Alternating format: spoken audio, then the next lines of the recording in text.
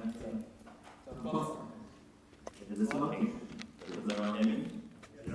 Lovely stuff, lovely stuff. Okay, so who's ready to get violated today? Yeah, let's go! Okay, so the way that today will work is like we'll have pretty much 2 mini sessions. So the first session, I'll basically ask Roshan and Rian a lot of questions, which I think a lot of people would want to know.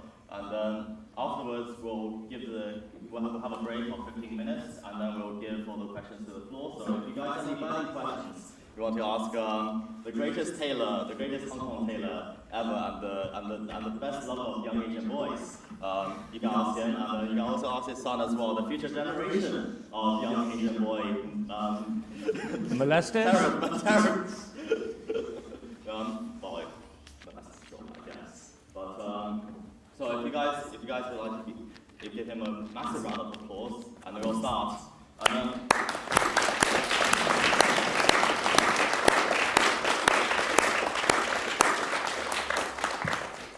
So earlier this morning, I realized that we had this event, and I woke up way too late. I didn't have my coffee, so I went to ChatGPT and I asked ChatGPT, what are some questions that the president of the King's College London Student Union, aka a young Chinese boy, could ask Sam Taylor, and ChatGPT did not disappoint.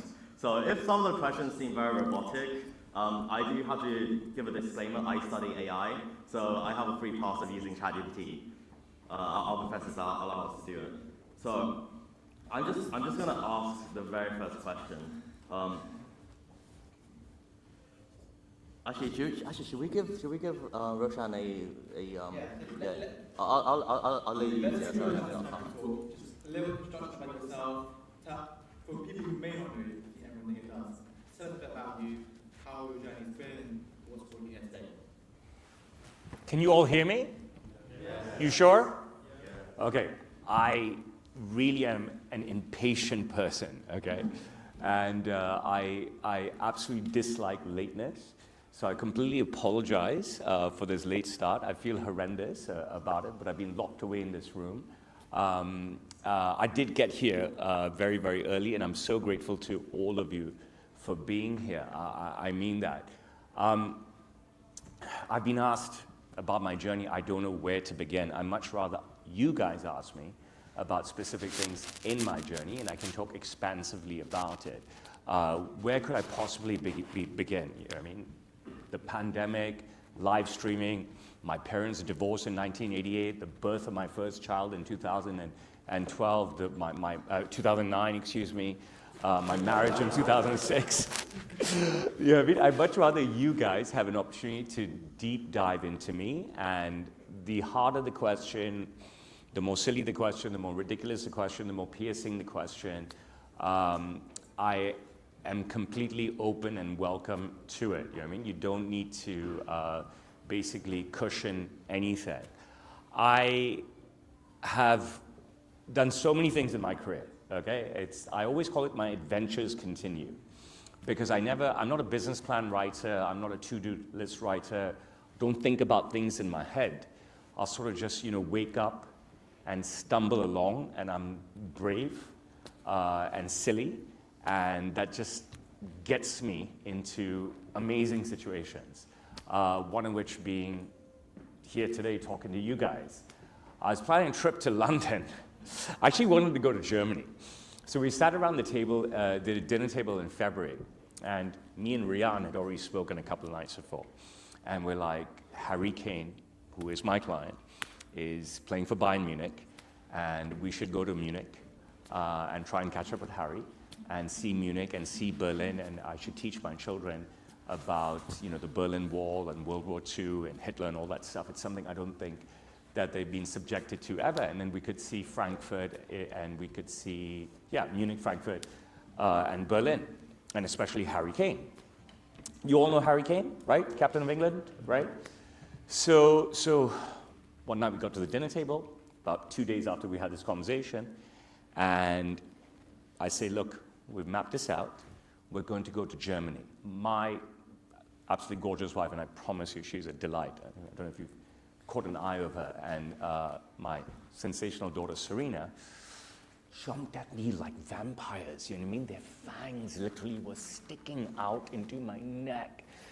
And they said, no, London and Paris, London and Paris, London and Paris. It was almost like they were stomping on the ground. You know what I mean? The whole dinner table was reverberating. And, you know, my dreams of going to Munich and seeing Harry Kane were down in the toilet because you've got two screaming. Listen, I'm not woke, huh? I'm not a leftist, and I'm not a liberal, okay? And I'm born in 1977, so I have no qualms saying women. If you have any objection to me and stuff, I take your objection, you know, and I will counter it and stuff. I don't ask for forgiveness. I ask you to understand that I don't see the reason to change. You know what I mean? I'm an Indian man. I only want to be called an Indian man. I don't want to be called anything else. I don't want to be classified anything else. I'm very old school, but I respect everybody else, okay? But my daughter and my wife, like the female vampires that they are, literally stretched their necks and fangs across the dinner table, bit into me, and my dreams of Harry Kane went down the drain. I ended up in London. So I put up a video, and this is the ironic thing. I don't know if you guys have seen this video. Put up a video saying Cambridge, Oxford, UCL, whatever, you know what I mean? I just named a bunch of British universities that were London universities plus Oxford and Cambridge, LSE, et cetera, saying that I'm coming for you. Where's my hanger? With my hanger and stuff. You know, one of these announcement videos I do before I travel, I did it for Guangzhou, I did it for Manila, I did it for Dallas last year, and stuff. And you know, this video of me announcing a trip, they always go super viral across every platform and stuff. And I never mention Kings. And you know, I don't really plan anything. I never write anything down, whatever comes to my mind. I just sort of say it. And the ironic thing is that I didn't mention Kings. I never watch back anything before I post it, right? One time, a few years ago, someone wrote to me on LinkedIn. I put my videos everywhere. My video of the day goes everywhere.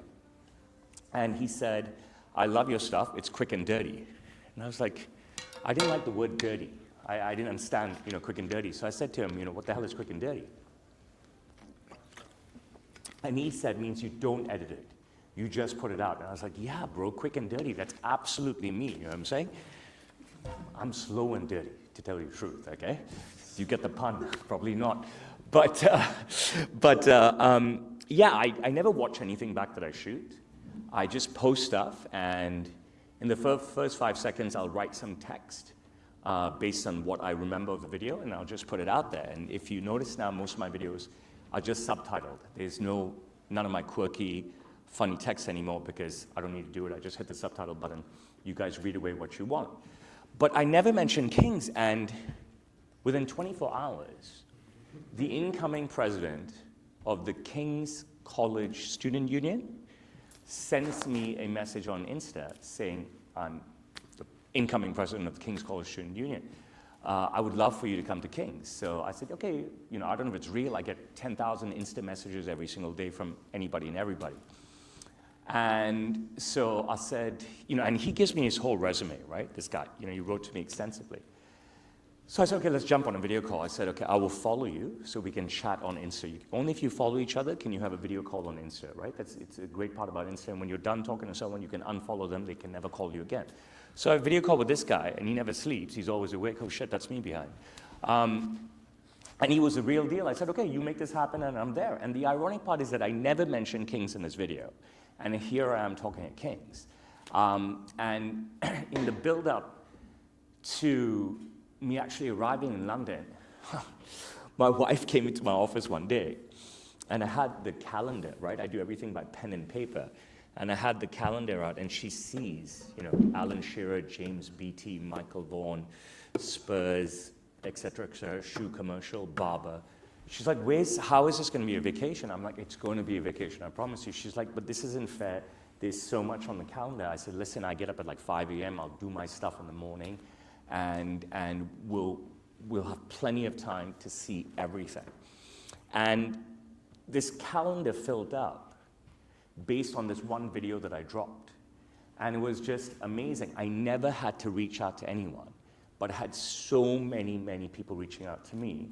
And obviously you have to filter every invitation and decide what's not only worth your time, but if someone is actually substantial and serious and relevant. And I ended up filling my entire 25 days with some sort of appointment in the morning, some sort of shooting in the morning, some sort of speech in the morning, some sort of lecture in the morning. It was quite remarkable, and I don't even know how to explain that other than the fact that I'm super blessed, and that blessing comes from you guys. It's the truth. Everybody in this room, and everybody out there just like you who enjoy my content. A lot of people ask me, I think Bayu wants to ask a question, and I really want questions from you guys. A lot of people always ask me when I do interviews, if you watch my content, you'll see that I do a lot of interviews. And one of the things people always ask me is, what about the hate in the comments? Or what about the controversial stuff you say? And I was like, I don't know about the controversial stuff I say. I just speak my mind, and it's my brand of humor. I don't think it's very controversial. And I will say this to you, because I get asked this all the time. I walked around London all day, every day, for, I don't know, 12 or 13 days. And I brought 100 business cards with me. If you see my videos, I never do the peek of the pocket square. I always say I carry business cards, you know what I mean? Everybody else who wears my suits has the peek of the pocket square. And within 3 or 4 days, I'd already given out 100 business cards because people stopped me on the street to take a photo with me and tell me that they love my content. I called my office through WhatsApp, and I said, look, I'm done with 100 business cards, send me another 100. By day 6, I was nearly done with the second 100. I was like, send me 200 more cards. Because I think it's nice to give something substantial to somebody, and this is the first time that I've actually done that. At the end of the pandemic, I went to Kuala Lumpur. We were locked in China for 3 years. Then I went to Tokyo, and then I went to Osaka, and then I went to Dubai, and then I went to Dallas, and then I went to Guangzhou, Manila before that, and now here in London. And nobody has ever come up to me, ever, and say, hey bro, I hate you. Hey bro, your content is disgusting. Hey bro, you should be cancelled. You understand what I'm saying? So I really never think about negativity. I really never think about the comments. I just appreciate you guys so much because you allow me to put my brand of humor out there. You allow me to document my life, and you enjoy watching it. And I'm so grateful to all of you. And that's how I would like to begin today. Thank you.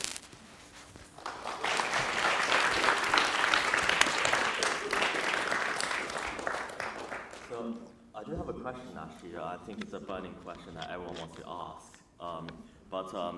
First of all, I'm very disappointed that you didn't put KCL as in the first video. But the question I think everyone wants to ask is why young Chinese boys? Out of all the other flavors of young boys there are, why young Chinese boys specifically? I think everybody globally has a fetish for young Chinese boys, okay? So you've got to, if you're a young Chinese boy, be super happy, all right? So when I first started making videos and when I first got picked up by Tom Segura, I've been making videos. I always say to everybody that I'm the original content creator. I was creating content before it was called content, and I was putting stuff out there before, there were people who were actually doing this for a living, right? Because I had an incredibly successful business. I joined Sam Taylor in the year 2000. I finished my A-levels in Hong Kong in 95. I went to New York University, that's NYU, the Stern School of Business in New York City. I graduated in 98. I came back to Hong Kong. I worked for a big British law firm called Herbert Smith for 6 months. I then moved to London. I worked here for about 12 or 13 months for a couple of different startups. So this is my 26th year at Sam Taylor. And pre-pandemic, so let's say the year 2000 to 2019, I enjoyed astronomical success, okay? Not success where you can compare to Elon Musk, but for a retail shop, a single retail shop that cannot show you something physical, okay? We have nothing in the shop physical that you can see, that you can test out, that you can experiment with to sell. For a retail shop that asks you to first pay us before we do anything. For a retail shop to ask you that, listen, you've got to trust us to bring your vision to life. When you're a visitor to the city and you're only going to be here 2 or 3 days. It's quite remarkable how much success we had, and I would work with, at bare minimum, 6 days a week. I think 20 customers a day, maybe 30 customers a day. I mean, that's more than any Armani shop, Versace shop, Hugo Boss retail store would do, the amount of clients they would see in Hong Kong. It was quite remarkable. And we were just caning it. And I think I was born, I know I was born for video, right? But it's not something that I thought about before short form video came out.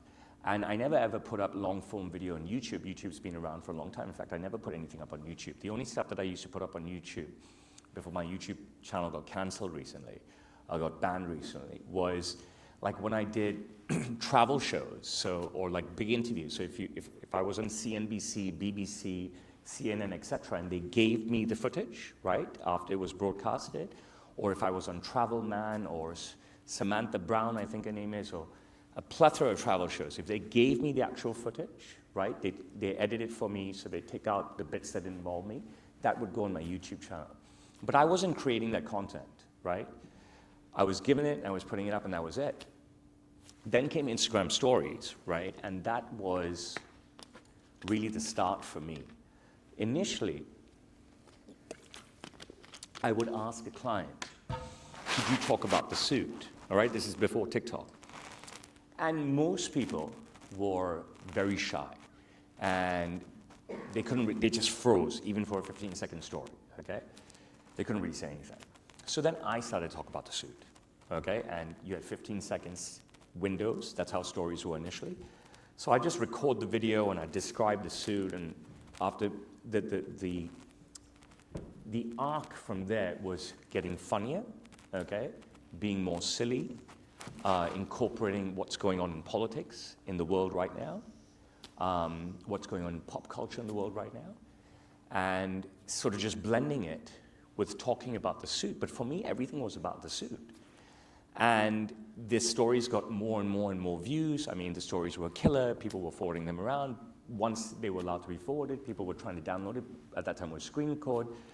So it was great. And then, TikTok came around, and my daughter Serena, I think this is in 2018. So that's 7 years ago. She would be 9. She said, Papa, why don't you put your videos on TikTok? And I said, okay. So I started putting my videos on TikTok, and I got 0 views, 1 view. I didn't know how this thing worked. 2 views, 0 views, 0 views, 0 views, 0 views. Then I did a Kim Jong-un video, and then overnight it was like 500,000 views. And this was in the day, this is a long time ago. We're talking about 500,000 views a long time ago is huge. Today, if you ask me about 500,000 views, I don't care. I only count them in the millions, right? That's when it really matters to me. And I was describing every type of person: tall white guy, short fat black guy, woman with gigantic planets, you name it, okay, whatever it was. Then the pandemic came, and then the world was shut out of China. You couldn't enter China. And if you left China and you were able to legally return, like someone like myself, you would have to quarantine at your own expense for 3 weeks in a hotel, okay? So nobody was leaving, okay, unless they had to. So where did Young Chinese Boy come from? Suddenly in my shop, I only had young Chinese boys. I had been I'd been making videos with every type of person, men and women of every race. But suddenly the pandemic came, and the majority of people were coming with young Chinese boys, because our borders closed February 1st, 2020. And you've got prom season, graduation season coming up, right? And so I had young Chinese boys lining up to buy their prom suits or their graduation suits, and it just got funnier and sillier from then. But what I promise you is, if they were under 18, I never touched them. You know what I'm saying? There's hangers all over the shop, and I never ever touched them. And if they were over 18, whether they were young, old, Chinese, you name it, Indian like me, I never touch women. We live in a very woke leftist world, you know what I mean? So far, I have managed to not be arrested or had charges pressed on me.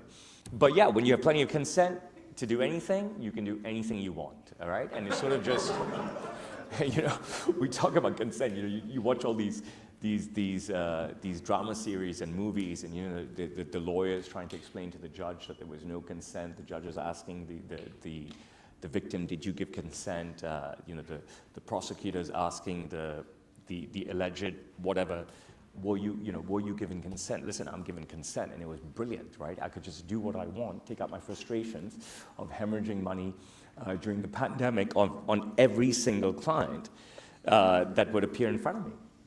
But the ironic thing is, right, this is the filtering mechanism before I do a video. First of all, someone will approach me.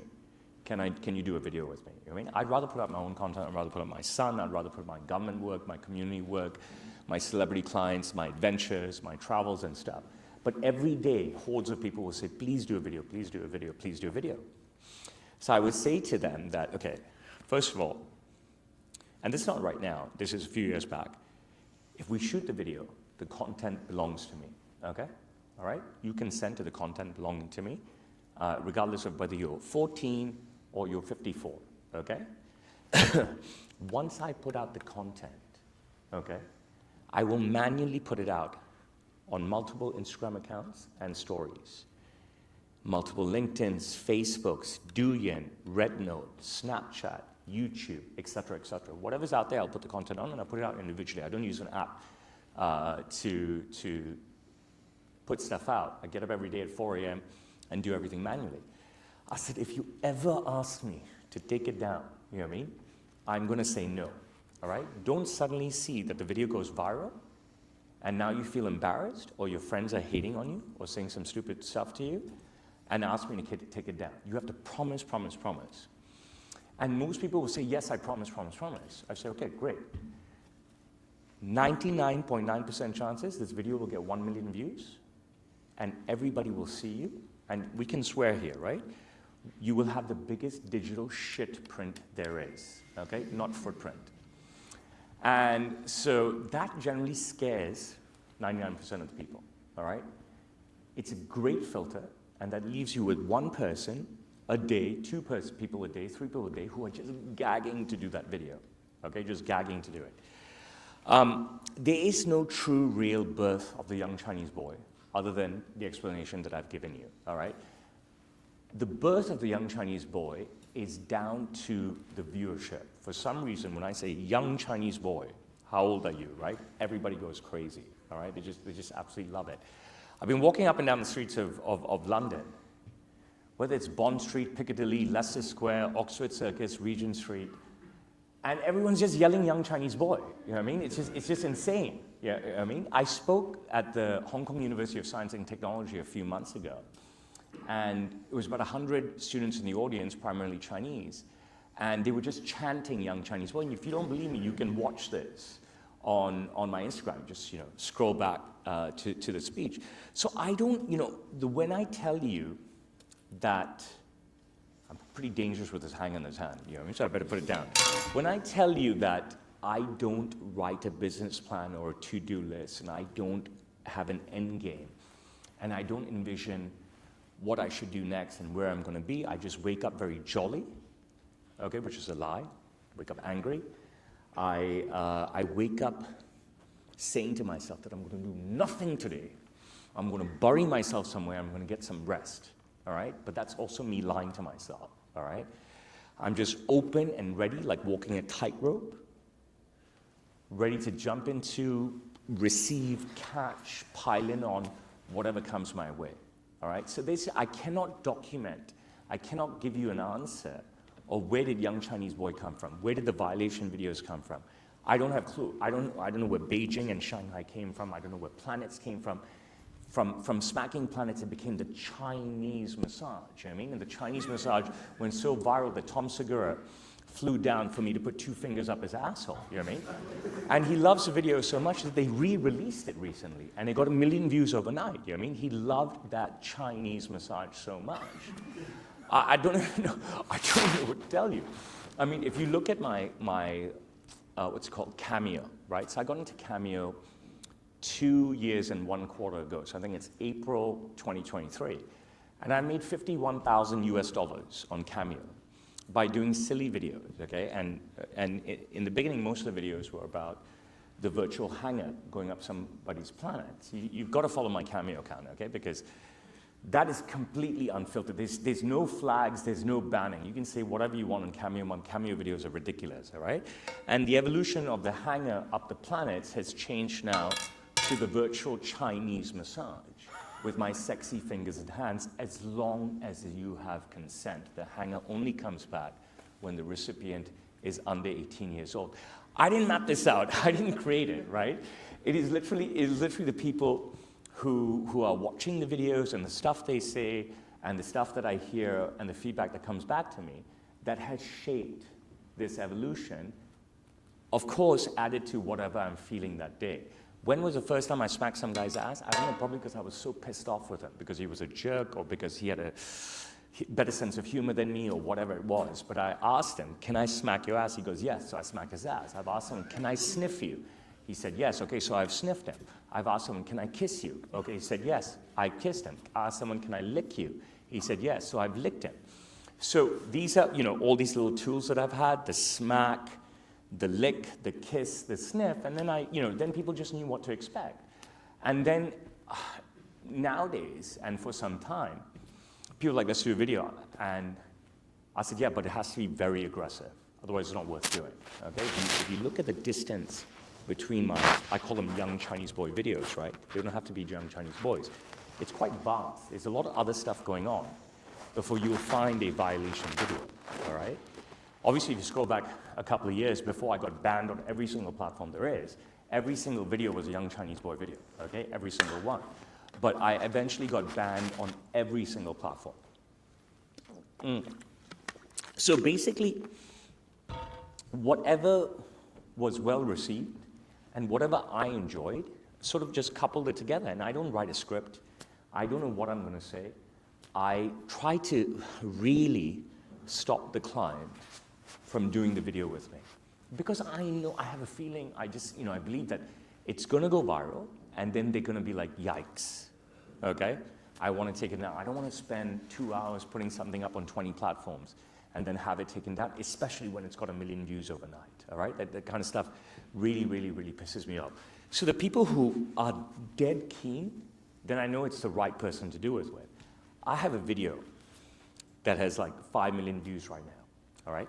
And it's this family, very, very wealthy family from New York.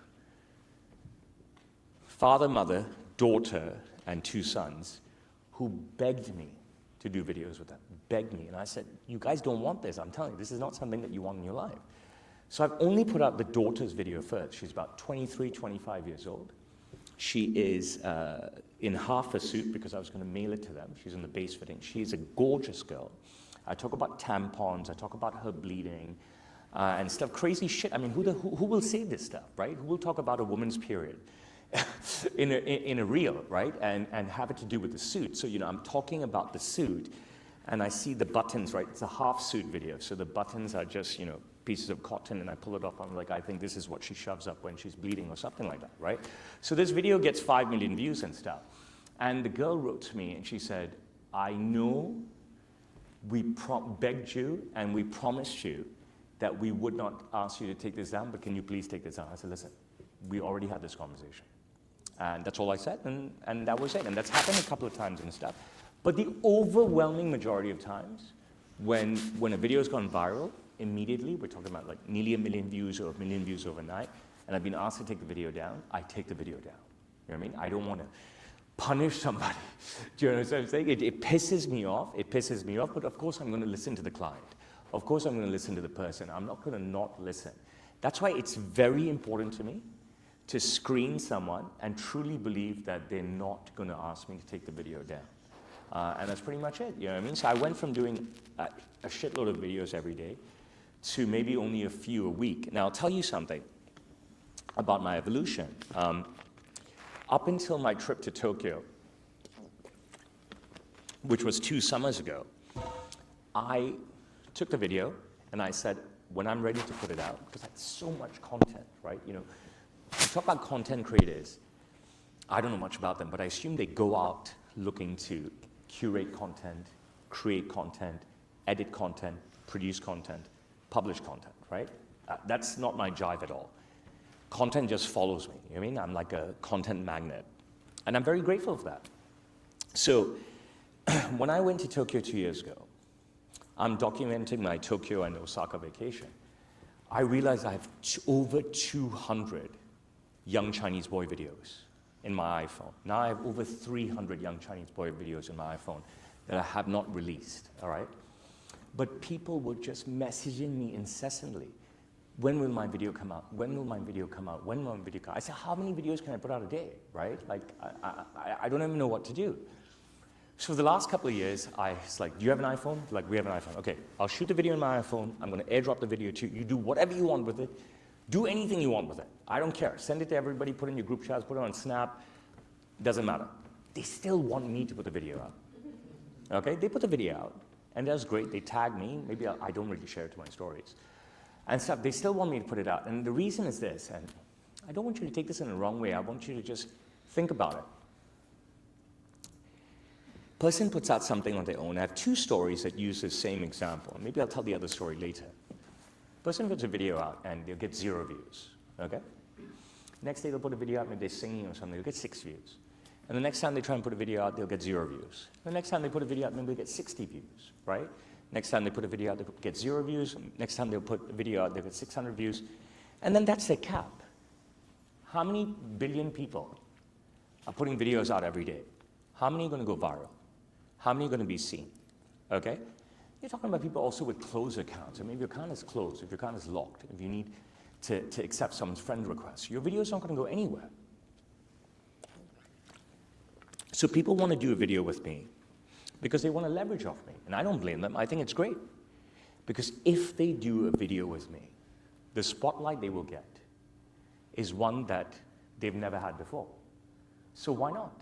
You know what I mean? For them, it's like, shit, if 1 million people see me. Now, I will stop saying that right then. You can figure the rest out for yourself. What I will tell you, right, is that whoever I meet, whether it's in Hong Kong, on the street, in a restaurant, at the club, or a returning customer who's done a video with me, or whoever I meet in the street, I'm going to keep using these 6 cities because the pandemic was crazy for us, right? So Kuala Lumpur, Tokyo, Osaka, Dubai, Guangzhou, Manila, now London is where I've been since the pandemic.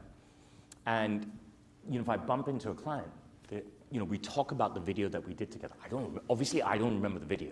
They remember the video. They might pull out their phone, go to our message box, and show me the video again and stuff. But they said, bro, wherever I went, random, people that I never recognize, that I don't know, whether it's in a cafe, whether it's in a university, whatever. I've heard every single story. It's like, are you that guy? Are you that guy? Are you that guy in the Sam Steele video? Are you that guy? Are you that guy? Are you that guy? And the person's like, yeah, I'm that guy. So, I mean, a lot of people out there, they love the attention. And, I think that's what humanity is, right? So coming and shopping with me, I'm not going to summate it by saying, oh, you get a great suit and you get a chance to go viral. No, far from that. That's not what I'm about. But if you ask me about the videos, right, I can talk so much on my perspective of it. You know what I mean? I can just go on and on and on what I'm presumptuous about, what I'm assuming, what I've heard from people. I'd much rather now stop and take the next question. I'd much rather take some questions from you as well. Amazing stuff. I mean, honestly, I think consent is very sexy, so do follow that as well, Tom. Another thing is, ever since we shot that video in Hong Kong, which reached nearly a million views. So before that, I was known as the Chinese guy that bowed down to Confucius, and I got elected as president for doing that. But ever since we shot that video, I'm now, no matter what I go, I'm now known as the young Chinese boy. So if you do want to shoot a video with Roshan, do bear that in mind. It will literally, you will sacrifice all your future internships. So, which is what I remind people about. You know what I mean? Because not everybody, interviewers will use any excuse to try and find a filter, because there's so many good candidates. And I remind everybody of this. Bayu and I got 930,000 views on my main Insta, 600,000 views on my main TikTok, 100-something, 200-something thousand views on my other 2 Instagrams. So we're talking about cumulatively at least 1 million views if we go all across platforms. Yeah, goodbye my job security in the future. So if anyone has any rich fathers, do let me know after the event. Although my next question though is, so I mean today all the people coming here, we're pretty much the more stylish strata of the university population. But if Roshan, and this is a question for Rian as well. If you guys, so Rian, Roshan, and Sun, if you guys could give one piece of advice to the average uni student who, like, the most amount of money they could probably spare is like £5, the cost of the meal deal.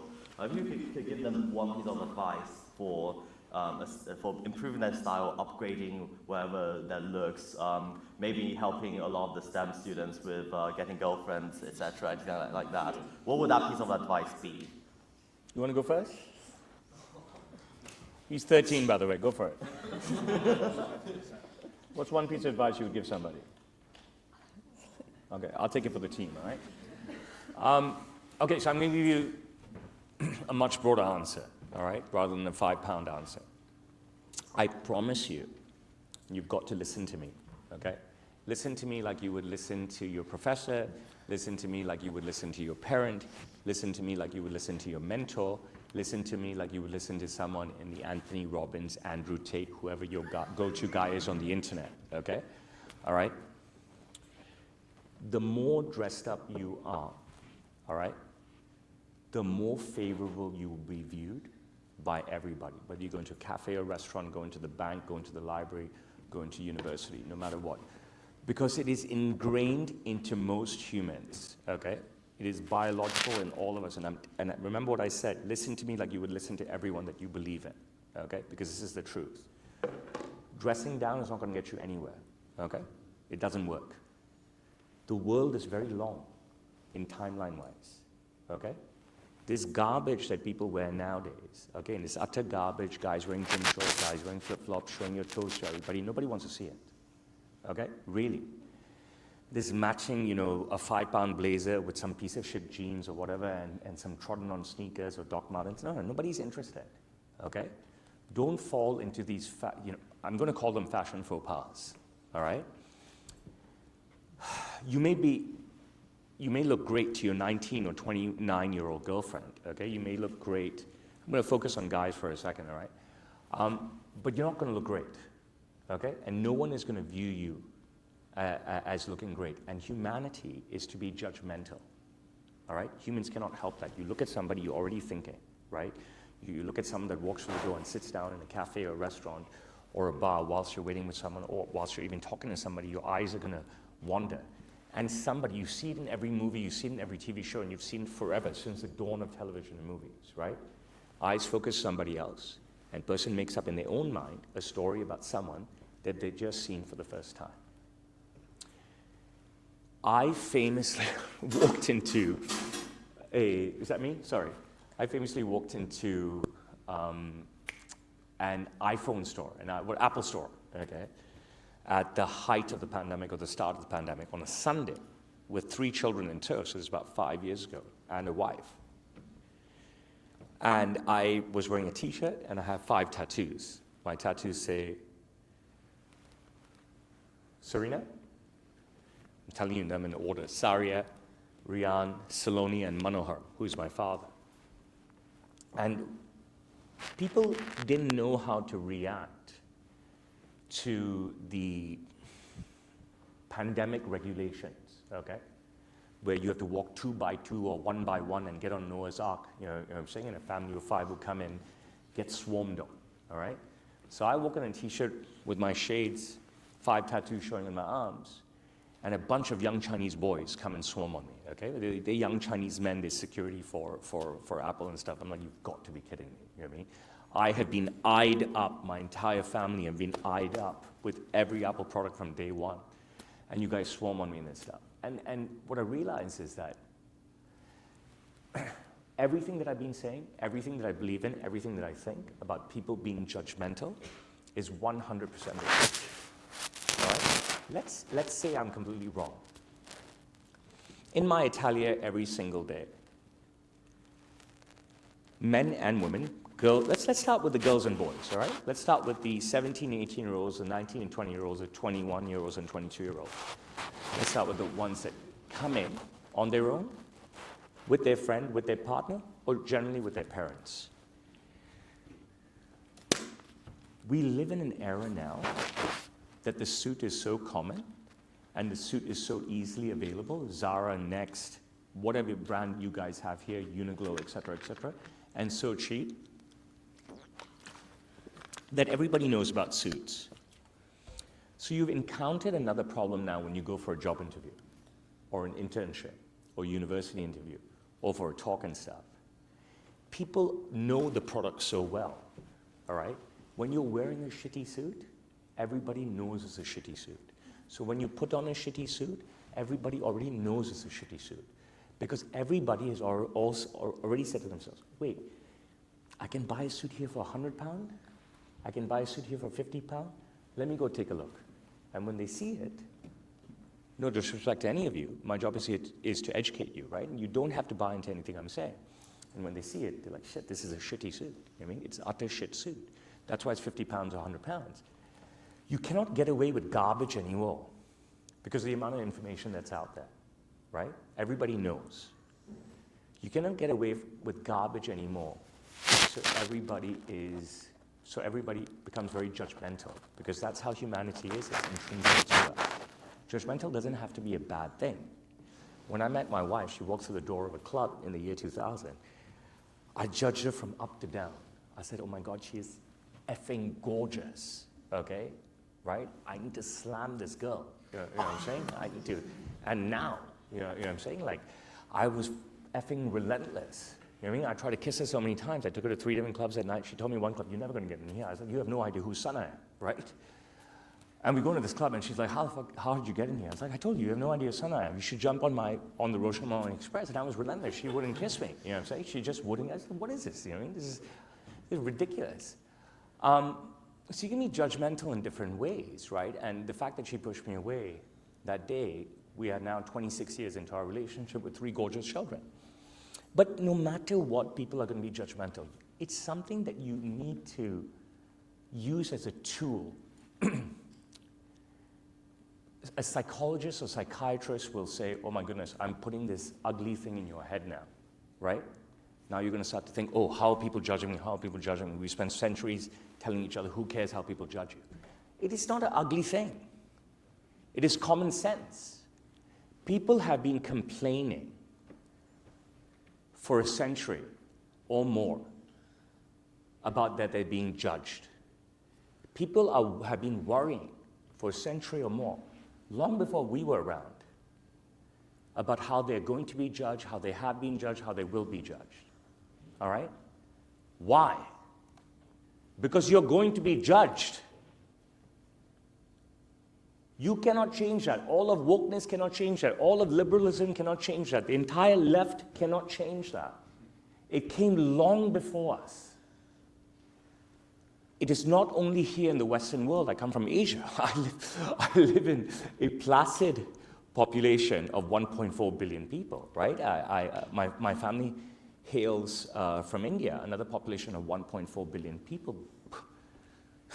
Embedded in the culture of India, embedded in the culture of Hinduism, of Sikhism, embedded in the culture of all of China, is being judged. How are we going to be judged? How do we counter how we're going to be judged? How do we ensure we're judged in a certain way? Okay? So when a person comes to me, 17, 18, 19, 20, 21, 22, and whatever age, right? You got to tell them, you tell their parents, their partner, their whoever is with them, right? Look, whatever situation you're going to go into, you've got to believe you're going to be judged. Now, don't be scared of that. Use it as a tool, use it as a weapon. I educate everyone who comes in to see me because I know culture and I know work culture everywhere. Why? Because I've lived life, I've been open, and I've immersed myself, and I've been blessed to work with, a dozen people every single day over the course of my career. So we teach people how not to be super boring if they're 18, 19, 20, 21, but not to be over the top because you're going to be judged. If you wear a shitty suit, you're going to be judged. If you wear a suit that's too much, you're going to be judged. We find the perfect solution for everyone. And that is why people flock to me, that is why people scurry to me, that is why I'm, touch wood, doing quite well, because I give that specific advice to each and every individual who comes forth and seeks it. Okay, I'm extremely candid. And like I said at the start, I'm not creating something homogeneous. You cannot see what I'm selling. It doesn't exist yet. It is only born from our discussion. It's only born out of your necessity and now how I help you to interpret that necessity. And then we bring your vision to life. So there is no £5 solution, guys, all right? And if you only got £5, find the best blazer you can, girls as well, women as well, find the best blazer you can, put it from a thrift store and put it on. It will make some difference, okay? It is very easy to say, I don't care how I'm judged. It's very easy to be rebellious. Unfortunately, not everybody believes the same thing. And if you want to climb forward in this world, you have to play by the rules of the world. Okay, you cannot be an anarchist, you cannot be someone who's only going to fly solo, and so forth. You have to coexist. That is life. Elon Musk has, I don't know how many million employees. So does Apple. And the list goes on. If you want to succeed, you've got to coexist. If you want to coexist, you need to play by humanity and society's rules. If you want to climb, you have to find ways to climb. Either you're born drop-dead gorgeous or handsome, or you make an effort to dress up. There is no solution. Easy solution, cheap solution, £5 solution.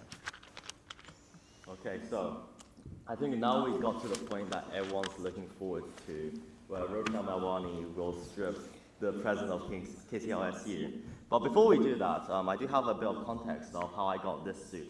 So this is, so after I had a video call with Roshan, I basically booked the first flight to Hong Kong, went to his atelier, I walked in, and I saw the best dressed 13-year-old I've ever seen in my life, which just happens to be Rian sitting there.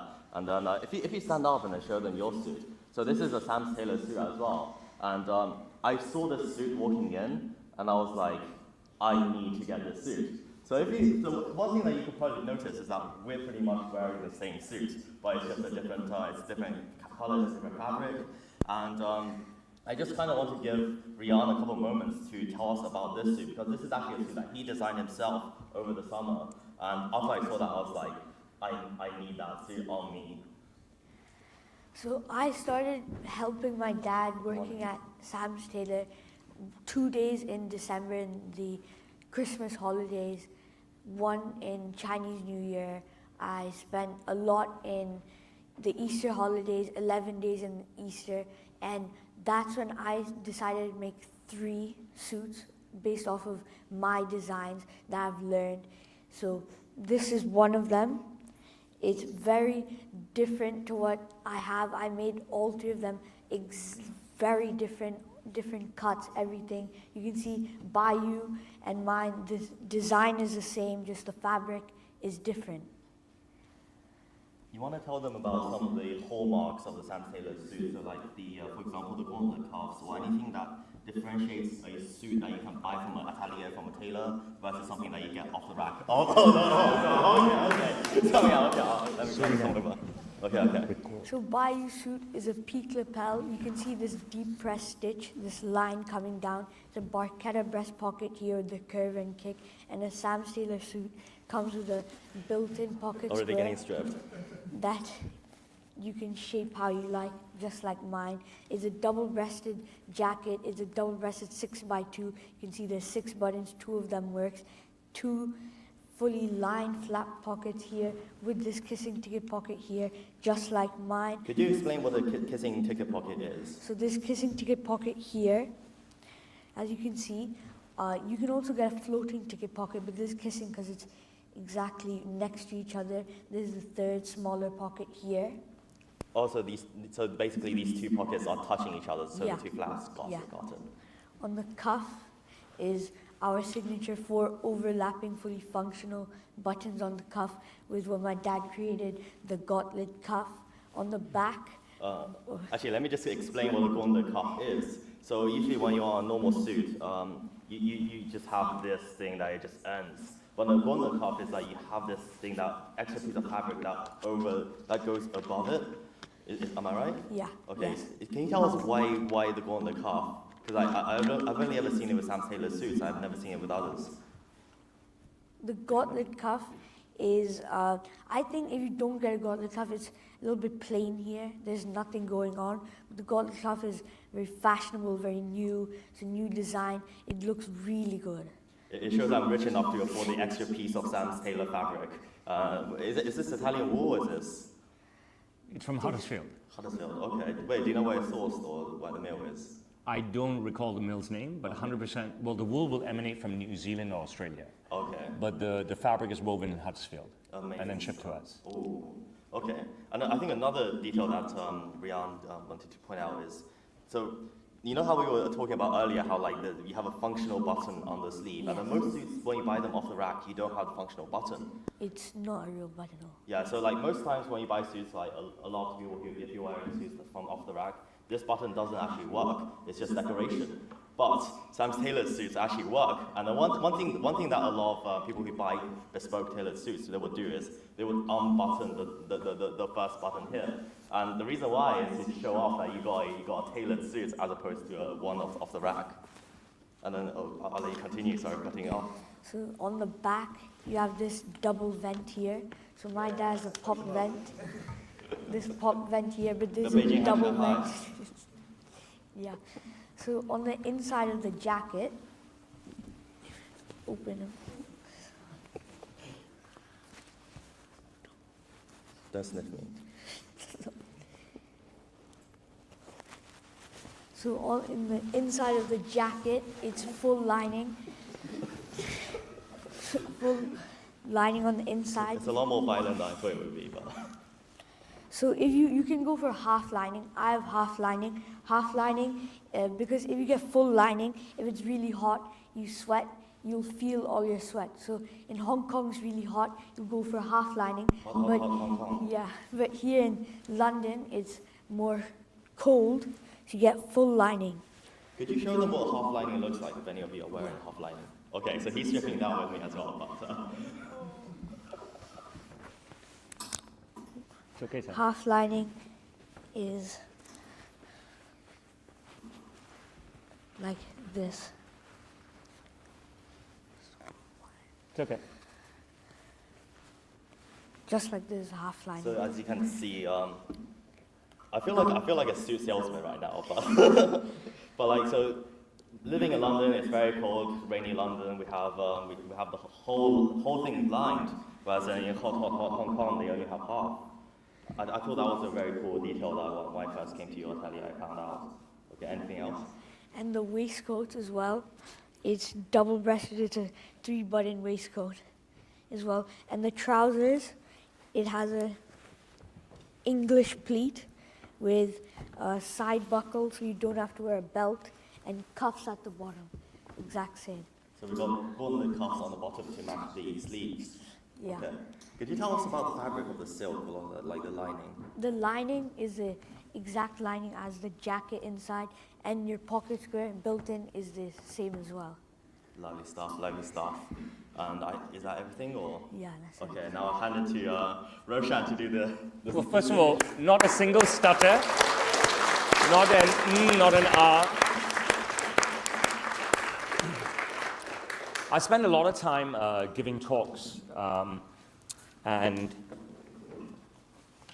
every time I went into one of these talks, not these type of talks, you start to be very scared, right, when you first start public speaking. When I first started public speaking in my 40s or thereabouts, the speeches were short. I'd write the speech.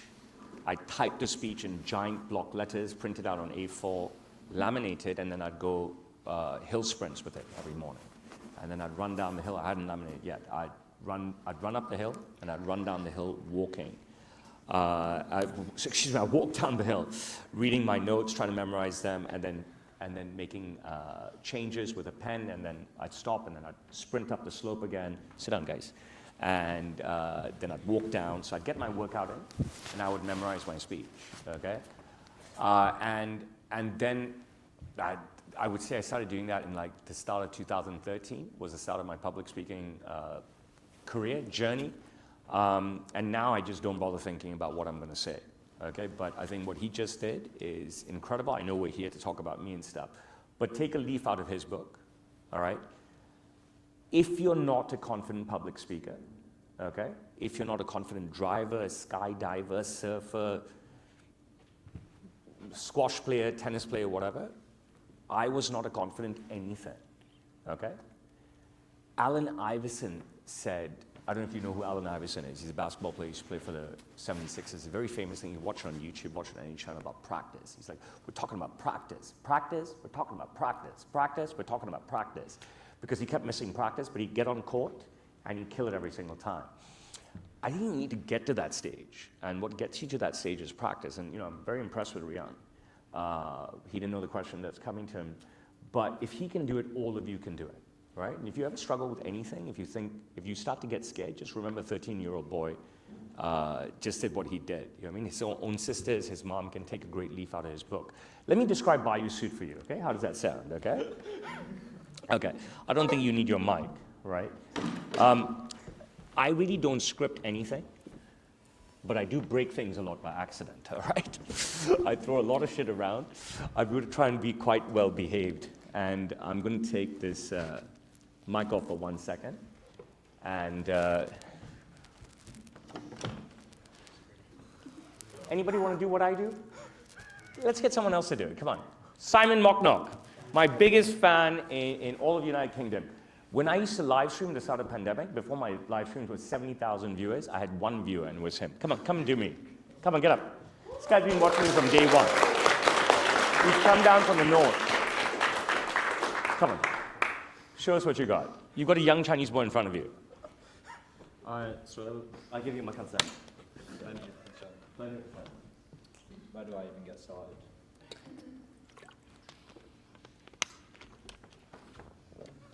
So it's a double-breasted jacket.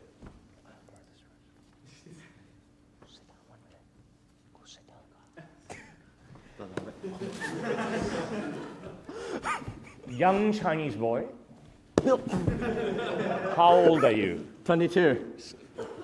Say it again. 22. A little bit louder. 22. 22 years old means plenty of concern. I live in China. You cannot come after us. I have a British passport. You cannot deport me. He's 22 years old and he smells like char siu bao. What do we have here? Double-breasted, 6-button double-breasted, 6 buttons by 2 buttons, a peak lapel. He's nodding like a pig, a deep press stitch on a wide peak lapel, bucket breast pocket with a curve and kick. There is the peak of my pocket square. As we come down, you see my signature tiered pockets, ticket pocket, regular pocket, fully lined pocket, flaps, deep press stitch on the pockets. A gauntlet cuff, oh my goodness. I love a gauntlet cuff. You did not wash your hands after the bathroom. I can still smell it. I did. Overlapping buttons on a fully functional cuff. Every button is a Mazzoni button. Yes, even the young Chinese boy is absolutely gift wrapped. I mean, absolutely gift wrapped in my 4D. Let me open it up. Would you like to see me open up a young Chinese boy? Open it up. Like to see me open up a young Chinese boy? What do we have inside? Full lining because it's so bloody cold in England, okay? And my daughter Serena will tell you that because she's like, Papa, it's summer. It's summer and it's 14 degrees. And I said, yes, it's England. What has he got? One of my signature waistcoats, 6x3, deep press stitched everywhere. Even the inside of the waistcoat, the young Chinese boys, they try to lock themselves up. Even the inside of the waistcoat is fully lined. Oh. He thought the suspenders could save him, but I don't think so.